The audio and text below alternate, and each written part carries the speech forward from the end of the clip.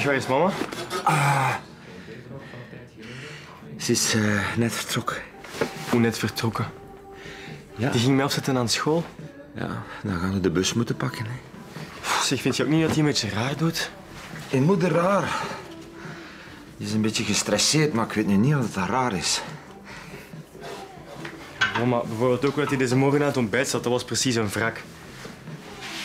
Ze heeft niet veel geslapen vannacht. Ze heeft nogal liggen woelen. Ze heeft mij ook wakker gehouden. Bon, waarschijnlijk weer zo'n crisis bij fashion of zo. Ja, waarschijnlijk. Je moet natuurlijk wel opletten dat ze niet terug zo'n burn-out krijgt. Hè. Ik ken die moeder, ze zegt dat alles tip-top in orde is. Ja, en hoe meer een vrouw zegt dat alles in orde is, hoe minder het eigenlijk in orde is. Hier is ze, onze expert. Het is toch waar?